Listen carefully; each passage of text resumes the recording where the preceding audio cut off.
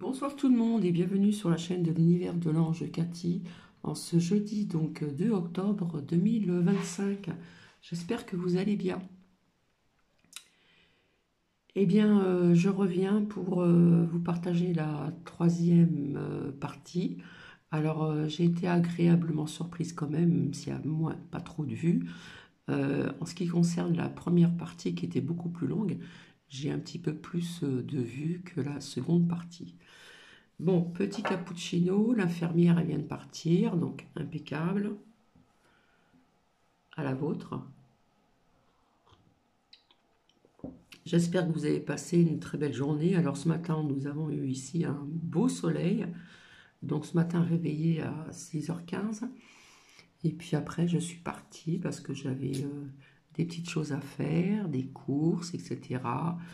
Ensuite, puis boire avec un ami un petit café en terrasse. Il faisait vraiment pas froid. Voilà. Le matin de bonne heure, oui, mais franchement, ici, j'ai pas encore mis le chauffage, à part dans la salle de bain où j'ai mis, comment dire, le sèche-serviette. Et comme je laisse les portes ouvertes, ça chauffe quand même un peu de partout, parce qu'à la maison, j'ai quand même jusqu'à parfois 19, 20 quand même, hein. Donc pour l'instant, je reste comme ça. Voilà. Et puis le linge, il sèche dehors pour l'instant. Mais bon, je pense que j'aurais pu l'occasion de le mettre à l'extérieur. Donc j'espère que vous allez bien. Donc merci pour vos commentaires, même si j'en ai pas beaucoup. Euh, je fais aussi un gros bisou à Marivonne parce que je l'ai eu en privé hier sur Messenger, mais pas par téléphone, par écrit, pour avoir un petit peu de nouvelles. Donc c'est très gentil aussi ce qu'elle m'a dit. Elle m'a dit, vaut mieux avoir une petite communauté, mais avoir des belles personnes vraies et sincères, que voilà. Mais vous avez quand même des chaînes où ils ont des plus grandes communautés, et ils ont quand même des personnes qui sont sympas. Donc j'ai envie de vous dire, euh, on a une grande pensée pour Marivonne qui en a vraiment besoin. Voilà. Ça n'empêche pas qu'elle regarde un petit peu mes partages, mais bon, voilà. Donc je dis aussi merci à certaines personnes. Alors j'ai pas noté les pseudos. Et puis pour pas changer d'habitude, je vais vous lire la citation de ce soir, bonsoir. Donc toujours en ce jeudi, donc 2 octobre, ça passe vite. Justement, l'infirmière me disait, vous vous rendez compte, bientôt c'est Noël. Bref, et puis elle me disait qu'elle n'aimait pas cette saison parce que les jours raccourcissent et ça donne un petit coup, comment dire, au moral, hein. Voilà, parce que les jours raccourcissent. Le matin, le soleil se lève plus tard, quand il y en a. Nous, pour l'instant, on en a encore.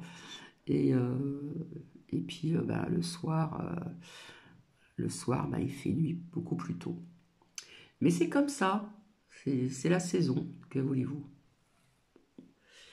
Donc oui, je viens pour vous faire visionner, écouter la troisième partie, hein. Si vous vous rappelez du titre, pardon. Et en plus, j'ai sorti une lame qui ressemblait un petit peu à ce que vous avez vu, euh, qui vient de l'oracle Osaka, que vous voyez en face. Et finalement, j'en avais parlé il y a très très longtemps. Alors là, c'est artefact extraterrestre ou capsule temporelle, mais il parle aussi du chevalier noir. Voilà, ça j'avais omis de vous le dire, hein. Donc je vais vous lire la citation de ce soir. On ne voit bien qu'avec le cœur, l'essentiel est invisible pour les yeux. L'essentiel est invisible pour les yeux, pour certaines personnes. Ceci de Antoine de Saint-Exupéry. Voilà, donc j'espère que vous avez passé une très bonne journée. Donc je ne sais pas quel temps avez-vous eu dans plusieurs départements. Voilà, c'est vrai que j'ai très peu de commentaires avec les abonnés que j'ai, même si c'est une petite chaîne. Et j'ai très peu de commentaires. J'ai l'impression que les personnes n'osent pas. Bon, on m'a dit, mais je l'ai très bien pris, que ce que j'avais partagé, c'était un peu pertinent. J'ai voulu changer un petit peu. Et je me suis aperçu que sur certaines chaînes, ils parlent beaucoup de ceci, là, ce que je vous ai fait partager en première et en seconde partie. Alors là, je ne sais pas si la troisième, je vais aller jusqu'au bout, parce qu'il est déjà quand même 19 heures passées.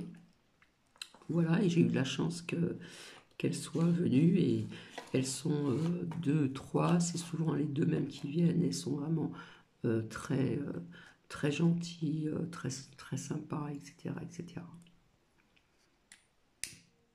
Hum. Du coup, j'ai oublié de lui en parler de Frankenstein. Donc, il faudrait que je lui en parle la prochaine fois, mais la prochaine fois, c'est une autre infirmière qui est aussi sympathique que celle-ci. Donc, ce que j'avais vu depuis très longtemps, ce qui ressemble un petit peu à ce que nous voyons, qui est dans le ciel, mais là on voit que c'est très bas, hein, parce que là nous voyons la Terre, et je ne sais plus ce qu'il y a de marqué en bas, Gaïa, la montagne et l'ancrage. Donc on parle d'ancrage, mais vous voyez ici, ça ressemble un petit peu à ce qu'on nous montre, ce qu'on nous a montré dans la première et la seconde partie. Sauf que parfois on la voit à l'horizontale. D'accord? Donc ça, je l'avais sorti il y a très très longtemps et j'en avais parlé de quelque chose qui était euh, dans l'espace comme ça. Donc comme quoi que des fois, ça arrive un peu plus tard. Alors comme je dis toujours, parce que j'ai peut-être omis de vous dire, on en prend et on en laisse. D'accord? Parce que soi-disant, je ne sais plus comment ça s'appelle, ça pourrait éventuellement percuter la Lune. Mais bon, c'est pas encore une certitude, d'accord? Donc voilà. Donc demain matin, rebelote, je me relève à 6h15, parce que j'aime bien prendre mon temps pour me préparer, pour déjeuner, je vous l'ai déjà dit. Je fais toujours mon petit blabla avant. Et puis après, j'ai rendez-vous chez le médecin. Donc on verra ce qu'il va me dire au niveau sous les selles. J'espère que ça va aller. Et puis ordonnance et tout tralala quoi. Aller à la pharmacie. Après je dois retourner chez Buc parce que j'avais commandé un frigidaire. Ça je l'avais dit. Et quand ils me l'ont apporté, il était défectueux. Donc ça venait pas de là où je l'ai acheté, mais ça venait d'où il est venu. D'accord? Donc la porte est un peu défectueuse et je ne peux pas rester comme ça. Et ils m'ont dit, oui, vous aurez des nouvelles, mais à chaque fois je reçois des pubs sur mon portable. Donc demain, avec un ami, eh bien, après le médecin, nous allons y aller et ça va pas barder, mais bon, faut pas se laisser faire non plus, hein, parce que ça fait un moment que j'attends quand même, hein. Donc voilà. Donc ça arrive, malheureusement, c'est tombé sur moi. Hein, c'est un plus grand frigidaire. J'ai quand même de l'espace puisque je fais à manger moi-même. Donc quand je fais des courses et que je fais à manger, que j'ai des plats, eh bien il faut quand même de la place. Donc je finis mon cappuccino. Après, plus de lumière. Et je vais vous faire visionner et écouter donc la troisième partie. Alors je regarde. Il en reste quand même pas mal, hein. Donc je pense que je vais le faire en quatre fois. Voilà, parce qu'il est déjà quand même 19 heures. Il y en a peut-être qui sont déjà à table, alors bon appétit. Et puis, je finis mon cappuccino. Je le finirai en visionnant avec vous parce que j'ai pas vu jusqu'au bout. Et comme je suis focus de ce que je vois et de ce que j'entends, comme il y a beaucoup de pubs qui passent, ben bien souvent, j'ai pas le réflexe tout de suite de mettre sur pause. Donc, veuillez m'en excuser à l'avance. Donc, je vais donc euh, faire de la place, mettre mon trépied, essayer de bien le cadrer parce que des fois, c'est un peu de travers. C'est pas toujours évident.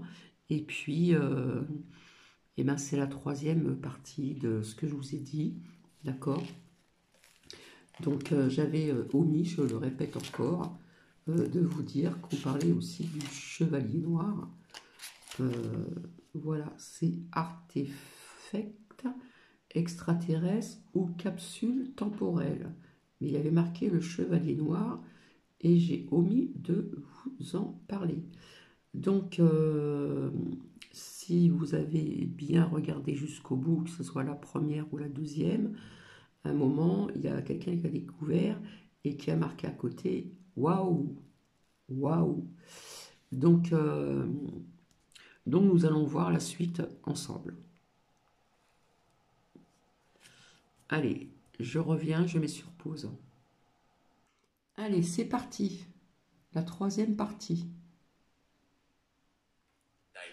Sa contribution la plus durable au monde de la physique pourrait être le développement d'une méthode permettant de comprendre théoriquement la limite de masse maximale entre un trou noir et une étoile à neutrons. Attention, attention, quelque chose de très excitant se passe sur Saturne.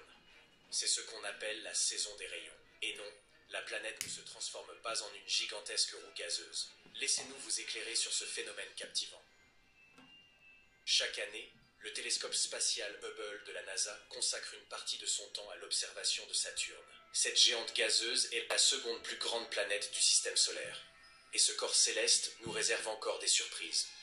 Prenons par exemple l'une des images récentes de la planète Saturne. Vous voyez ces stries floues. Elles indiquent le début de la saison des rayons, plus connue sous le nom de spokes. À l'instar de notre planète, Saturne est incliné sur son axe, ce qui lui confère 4 saisons distinctes. Cependant, en raison de l'ampleur colossale de son orbite, chacune de ces saisons dure environ 7 années terrestres. C'est un point crucial à garder en tête. Pour saisir le concept unique de cette saison saturnienne, nous devons parler de l'équinoxe.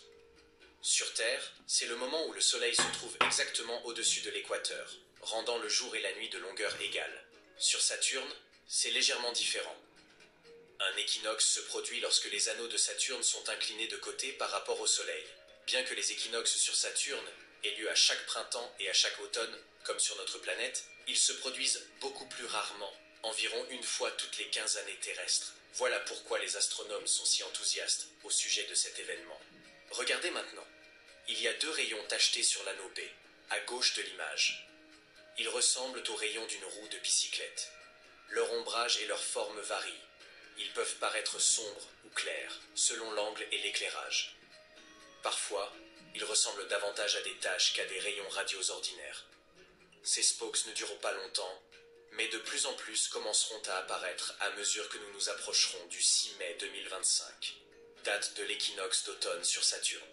Mais quelle est donc l'origine de ces rayons?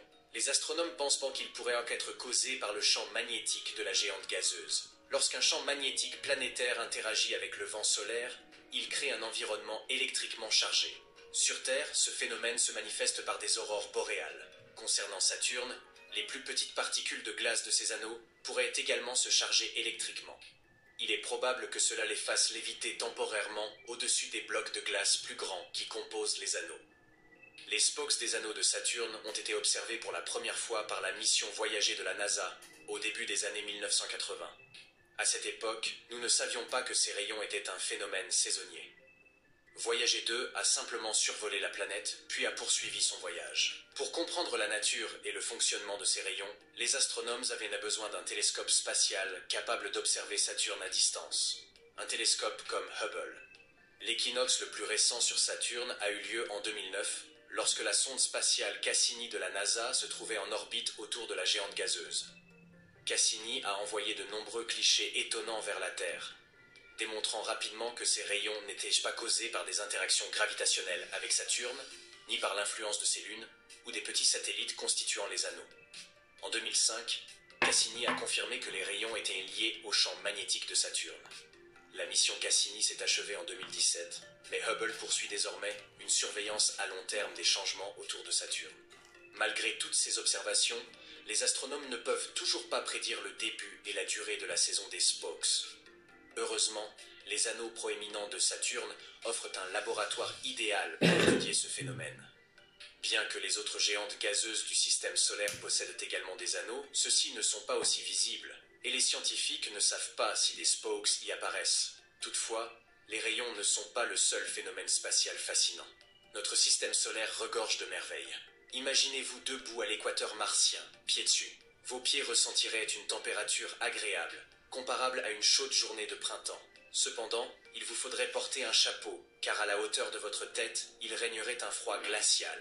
Vénus tourne dans le sens inverse de la plupart des autres planètes du système solaire et du Soleil lui-même. Une hypothèse avancée par les astronomes est qu'une collision passée avec un objet massif, tel qu'un astéroïde, pourrait en être la cause. La lune de Jupiter, Io, est le corps le plus volcaniquement actif du système solaire, avec plusieurs centaines de volcans. Sa surface présente une étrange teinte jaunâtre, constellée de taches qui lui donnent l'apparence d'une pizza au pepperoni. Europe, l'un des 4 plus grands satellites de Jupiter, est recouverte de glace, avec une épaisseur estimée entre 16 et 24 km. Certaines zones de cette surface glacée sont lisses, ce qui ferait de cet endroit un terrain idéal pour le patinage artistique. Et si l'on rassemblait tous les astéroïdes connus du système solaire, leur masse totale serait inférieure à 10% de celle de notre Lune. Les scientifiques pensent que Mercure pourrait encore posséder un noyau partiellement fondu, ce qui expliquerait la présence d'un champ magnétique, bien que celui-ci représente seulement 1% de la puissance de celui de la Terre. Le noyau de Mercure constitue environ 42% du volume total de la planète. De plus, sa surface présente des rides, appelées escarpements lobés, qui se sont formés lorsque son noyau de fer a provoqué une contraction de la croûte en refroidissant. Ces escarpements peuvent début s'étendre sur des centaines de kilomètres et atteindre plus de 1000 mètres de hauteur. Uranus est la seule planète du système solaire à tourner sur le côté. Cette caractéristique pourrait être due à une ancienne collision cataclysmique avec un objet de la taille de la Terre, bien que cela ne reste qu'une théorie pour l'instant. Mars pourrait acquérir un ensemble d'anneaux dans les 70 millions d'années à venir. Sa plus grande lune, Phobos, se rapproche progressivement de la planète. Un jour, elle pourrait être désintégrée par les forces gravitationnelles de Mars et se transformer en un anneau qui pourrait persister pendant des millions d'années. On ne sera pas là pour voir ça, donc autant les croire sur parole. Les scientifiques estiment que la surface de la Lune possède plus de cratères que celle de la Terre, en raison de l'absence d'activité naturelle sur notre satellite. Sur Terre, les vents, les pluies, les tremblements de terre et l'érosion modifient continuellement la surface. En revanche, la Lune n'a presque pas de conditions météorologiques pour altérer son apparence. Saturne est la planète la plus aplatie du système solaire. Elle est comprimée au pôle, avec un équateur situé à environ 6400 km plus loin du centre de la planète que les pôles. Le télescope spatial Hubble, qui pèse presque autant que 2 éléphants d'Afrique mâles et est aussi long qu'un grand bus scolaire, on dirait le début d'une blague, a réalisé près de 1,5 million d'observations depuis son lancement en 1990. Ces données ont permis aux astronomes de rédiger environ 15 000 articles scientifiques. Tout ce qui se trouve sur Terre et tout ce que les gens peuvent observer dans l'espace à l'aide de télescopes est considéré comme de la matière normale, composée d'atomes et de molécules, et ne représente que moins de 5% de l'univers. Près de 68% est constitué d'énergie sombre, et les 27% restants sont de la matière noire. Est-ce vraiment important? Oui, tout à fait. Saturne possède un vortex mystérieux qui tourbillonne au-dessus de son pôle sud. Ce phénomène ressemble à une énorme tempête de type ouragan, mesurant près de 8000 km de diamètre, soit les 2/3 du diamètre de la Terre. Ce qui intrigue les astronomes, c'est que bien que ce vortex ressemble à un ouragan, il ne se comporte pas comme tel. Saturne est également la seule planète du système solaire moins dense que l'eau. En d'autres termes, si vous trouviez une baignoire assez grande pour contenir cette géante gazeuse, elle y flotterait comme un canard en caoutchouc. Les tremblements de lune ne se produisent pas aussi fréquemment que les tremblements de terre. Mais lorsqu'ils se produisent, ils se manifestent plus près du centre du satellite. Les scientifiques pensent que ces tremblements de lune pourraient être causés par la gravité de la Terre et du Soleil. L'une des lunes de Saturne, Japet, présente un étrange motif bicolore. Les 2 hémisphères de la Lune sont très différents. L'un est clair tandis que l'autre est étonnamment sombre. Les scientifiques n'ont pas encore élucidé ce mystère. La seule ceinture d'astéroïdes connue des astronomes dans le système solaire se trouve entre Mars et Jupiter. Des milliers d'astéroïdes occupent cette zone. Ce sont des objets solides de forme irrégulière et de taille variée, chacun bien plus petit qu'une planète. Les scientifiques ont analysé la composition chimique de certains météorites retrouvés dans le désert du Sahara, en Antarctique et ailleurs. Il s'avère que certaines de ces roches ont une origine martienne, tandis que d'autres proviennent de la Lune ou de la ceinture d'astéroïdes située entre Mars et Jupiter. Ah, les roches spatiales cesseront-elles jamais de nous fasciner? La NASA se lance dans la quête des sphères de Dyson.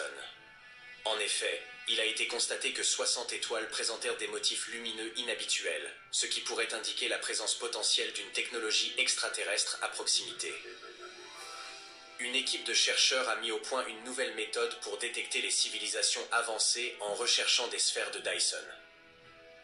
Toutes les formes de vie, qu'il s'agisse de simples microbes ou de l'humanité, ont besoin d'énergie pour subsister. À mesure que les espèces évoluent, leurs besoins énergétiques augmentent. Nous avons d'abord utilisé le feu, puis le charbon et le pétrole, avant de passer aux panneaux solaires.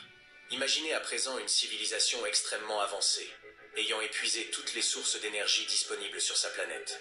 Quelle pourrait être la solution suivante? Leur étoile haute, qui constitue une source d'énergie presque infinie.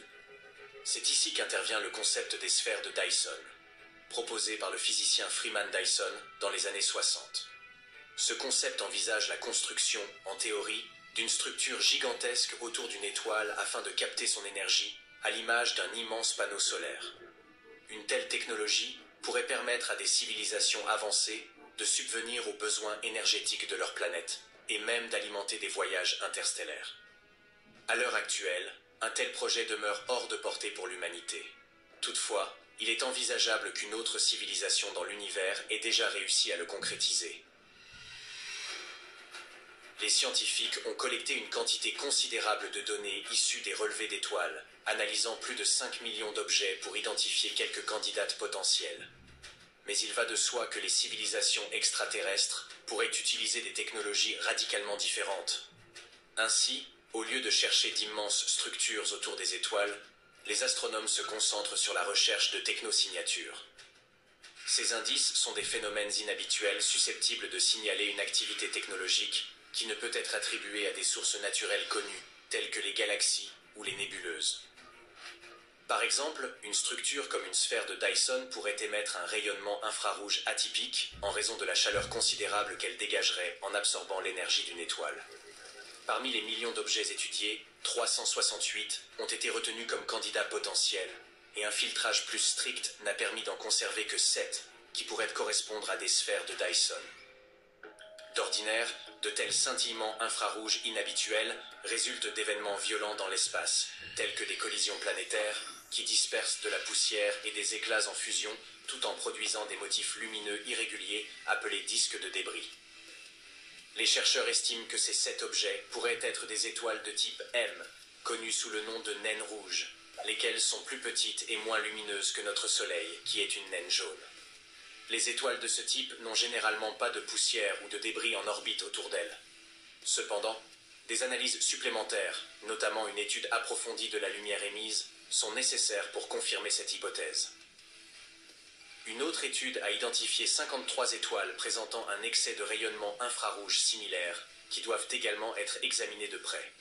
Les scientifiques envisagent d'utiliser des instruments sophistiqués, comme le télescope spatial James Webb, pour analyser en détail l'ensemble de ces candidates. Une candidate particulièrement célèbre est l'étoile de Tabi. Les scientifiques lui ont même attribué un surnom comique, inspiré du sous-titre de l'article qui lui était consacré. Where's the Flux? À vous d'imaginer l'acronyme. Cette étoile est un peu plus chaude et massive que notre Soleil. Elle a retenu l'attention de la NASA en raison de ses variations de luminosité inhabituelles et irrégulières. En effet, au lieu de briller de manière stable, elle semble clignoter, à l'image d'une lampe torche qu'on allumerait et éteindrait tour à tour. Au premier abord, on pourrait penser que cela est dû au passage d'une grande planète ou d'une comète devant l'étoile. Cependant, les baisses de luminosité atteignent jusqu'à 22%. Aucune planète ne serait capable de masquer un quart de la lumière d'une étoile, d'où la nature intrigante du phénomène. Une autre hypothèse avance l'idée d'une sphère de Dyson, ou d'une mégastructure similaire. Certains ont également suggéré que ces variations pourraient être dues aux fragments d'une exolune désintégrée en orbite autour de l'étoile. Bien que d'autres astres présentent des phénomènes comparables, aucune preuve tangible ne permet de confirmer ces théories. Pour l'instant, les scientifiques demeurent dans l'incertitude. Les astronomes sont donc en quête de toute structure gigantesque susceptible d'exister. Les formes que pourrait prendre une sphère de Dyson sont multiples. Anneaux, bulles, essaims de satellites, coquilles gigantesques et bien d'autres encore. Une coquille de Dyson, par exemple, consisterait en une enveloppe rigide entourant totalement l'étoile. Cette option représente la solution la plus extrême et aussi la plus complexe à réaliser. Si une civilisation avancée avait effectivement construit une telle structure, celle-ci bloquerait complètement la lumière de l'étoile, la rendant invisible à nos yeux. La surface intérieure de cette coquille pourrait être aménagée en habitat, et la gravité pourrait être simulée en faisant tourner l'ensemble de la structure autour de l'étoile. Un essaim de Dyson, en revanche, serait l'option la plus accessible. Un réseau de satellites et d'habitats collectant l'énergie en orbite autour de l'étoile. Cet environnement pourrait s'avérer des plus agréables, les habitants vivant dans un ensemble de stations spatiales ou de petites maisons dispersées au sein de l'essaim. Chaque habitat aurait son propre système de subsistance, avec l'air, la gravité artificielle et les infrastructures nécessaires. Il serait également possible d'y faire pousser des cultures, et la vue serait spectaculaire, un ciel toujours lumineux, constellé d'autres habitats visibles à travers l'immensité. Avec l'énergie presque illimitée d'une étoile à disposition, nous pourrions accélérer notre développement, produire d'immenses quantités de matériaux et même terraformer des planètes du système stellaire. Mais la construction et l'entretien d'une sphère de Dyson nécessiteraient des technologies de pointe en robotique et des ressources financières colossales. Un tel projet demanderait des siècles, voire des millénaires, avant d'être concrétisé. Les mégastructures ne sont pas les seules pistes explorées par les scientifiques dans leur quête de vie extraterrestre. Les planètes sont également scrutées avec attention. Pour être considérées comme des habitats potentiels, les planètes doivent présenter certaines caractéristiques. Il faut notamment la présence d'eau liquide, ainsi qu'une source d'énergie capable de déclencher les réactions nécessaires à la formation des éléments constitutifs de la vie. Il s'avère que ces conditions ne sont pas particulièrement rares. Nos recherches suggèrent qu'il pourrait y avoir plus de 60 milliards de planètes potentiellement habitables rien qu'au sein de la Voie lactée. Toutefois, nous ne sommes pas en mesure de les observer directement ni d'y envoyer de mission. Il nous faut donc recourir à des stratagèmes, comme détecter la présence d'eau et de certains gaz propices à la vie dans leur atmosphère. Récemment, le télescope spatial James Webb a détecté des indices pouvant suggérer la présence de vie sur une planète nommée K2-18b, relativement proche, à environ 120 années-lumière de la Terre. Cette planète est 9 fois plus grande que la nôtre et possède des nuages d'eau liquide, bien que son atmosphère soit différente, avec des gaz tels que le méthane, le dioxyde de carbone et le sulfure de diméthyle. Une forme de vie nécessitant de l'oxygène aurait du mal à y prospérer, mais sur Terre, ce sulfure est principalement produit par des organismes vivants comme le phytoplancton. Les scientifiques ont également découvert que des planètes aux orbites inhabituelles et ondulantes pourraient révéler la présence de civilisations extraterrestres avancées. Dans notre système solaire, chaque planète suit son propre chemin orbital, mais l'univers réserve bien des surprises. Selon les modèles, il pourrait exister des planètes partageant la même orbite, à condition qu'elles soient disposées de manière uniforme autour de l'étoile, ce qui limiterait leur influence gravitationnelle mutuelle. Il y a aussi ce qu'on appelle la configuration en fer à cheval, où les planètes accélèrent et ralentissent les unes par rapport aux autres, adoptant des trajectoires sinueuses. Ces systèmes en fer à cheval pourraient accueillir jusqu'à 24 planètes. Cependant, ce type de configuration, bien que théoriquement possible, reste très improbable sans une forme d'intervention. Normalement, la gravité déstabiliserait de tels systèmes en un rien de temps. Ainsi, la découverte d'un système stellaire où 24 planètes partagent la même orbite pourrait suggérer l'implication d'une civilisation avancée. Il se pourrait aussi que des civilisations extraterrestres tentent de nous contacter directement. La recherche d'intelligence extraterrestre a débuté dans les années 60, quand l'astronome Frank Drake a commencé à capter des signaux radio en provenance de l'espace. Aujourd'hui, cette quête continue. Les astronomes restent à l'écoute des radiations parasites, ces ondes radio émises accidentellement dans l'espace par des activités courantes. Récemment, des ondes radio ont été détectées en provenance de EYZ Ceti b, une planète située à seulement 12 années-lumière. Cela laisse supposer l'existence d'un champ magnétique essentiel pour protéger la vie des radiations solaires. Cependant, YZCTB est probablement trop proche de son étoile pour être habitable. Il existe... Donc voilà, nous en sommes à presque 30 minutes et pourtant je crois que c'était la fin. Donc je ne sais pas si je dois continuer ou pas, parce que c'était pratiquement la fin, mais bon, je vais arrêter un petit peu quand même, hein. D'accord? Donc comme je vous l'ai dit, je suis toujours déterminée, donc je vais jusqu'au bout des choses. Voilà, puis ça se trouve que la suite, elle va durer quoi, peut-être même pas 5 minutes. Donc voilà. Donc je ne sais pas si vous allez bien voir. Voilà ce que j'ai sorti. Non, on voit rien du tout. Je vous l'ai montré tout à l'heure, ce que j'ai sorti il y a très très longtemps. Voilà, et c'est vrai que j'ai découvert que, d'après ce qu'on m'a dit, on, on commençait à parler de tout ça, peut-être moins de Saturne que d'autres planètes. Donc sur ce, je vais vous laisser, je vais vous souhaiter une agréable soirée. Voilà, puis j'adore la bougie là, elle est très lumineuse, c'est sympa. Et puis j'espère que cela vous a intéressé. Comme je dis tout le temps, c'est bien de découvrir et puis d'apprendre. Bon, ils emploient des termes, comme je l'ai déjà dit, scientifiques, mais bon, je trouve que c'est quand même intéressant. Donc sur ce, je vous souhaite une très belle soirée, une douce nuit, et je vous retrouve certainement demain en fin d'après-midi. Mais je crois qu'il restait pas grand-chose, donc j'ai pas regardé le fil rouge, mais bon, ça se trouve que ça durera pas longtemps demain. Voilà, voilà. Allez, je vous fais plein de bisous et à bientôt. Je voulais vous dire aussi, vous allez trouver ça pertinent, mais je l'ai déjà dit à plusieurs reprises, euh, des êtres venus d'ailleurs, il y en a déjà sur Terre et inter, à l'intérieur de la Terre.